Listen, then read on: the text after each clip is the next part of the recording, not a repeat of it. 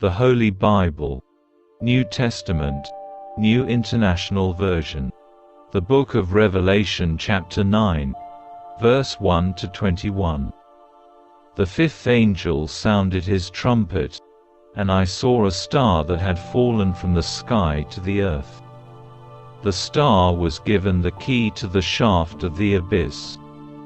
When he opened the abyss, smoke rose from it like the smoke from a gigantic furnace. The sun and sky were darkened by the smoke from the abyss.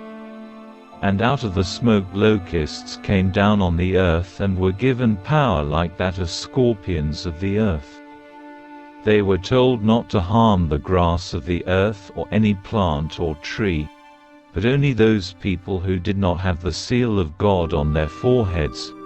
They were not allowed to kill them, but only to torture them for 5 months. And the agony they suffered was like that of the sting of a scorpion when it strikes. During those days people will seek death, but will not find it. They will long to die, but death will elude them. The locusts looked like horses prepared for battle. On their heads they wore something like crowns of gold, and their faces resembled human faces. Their hair was like women's hair, and their teeth were like lions' teeth. They had breastplates like breastplates of iron, and the sound of their wings was like the thundering of many horses and chariots rushing into battle. They had tails with stingers, like scorpions, and in their tails they had power to torment people for 5 months. They had as king over them the angel of the abyss, whose name in Hebrew is Abaddon and in Greek is Apollyon, that is, destroyer. The first woe is past. 2 other woes are yet to come.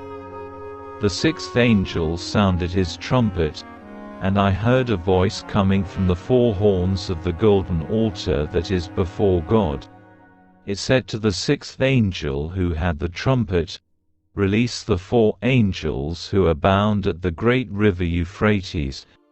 And the 4 angels who had been kept ready for this very hour, and day, and month, and year, were released to kill 1/3 of mankind. The number of the mounted troops was twice 10,000 times 10,000. I heard their number. The horses and riders I saw in my vision looked like this. Their breastplates were fiery red, dark blue, and yellow as sulfur. The heads of the horses resembled the heads of lions, and out of their mouths came fire, smoke and sulfur. 1/3 of mankind was killed by the 3 plagues of fire, smoke and sulfur that came out of their mouths. The power of the horses was in their mouths and in their tails. For their tails were like snakes, having heads with which they inflict injury. The rest of mankind who were not killed by these plagues still did not repent of the work of their hands. They did not stop worshipping demons, and idols of gold, silver, bronze, stone and wood, idols that cannot see or hear or walk. Nor did they repent of their murders, their magic arts, their sexual immorality or their thefts.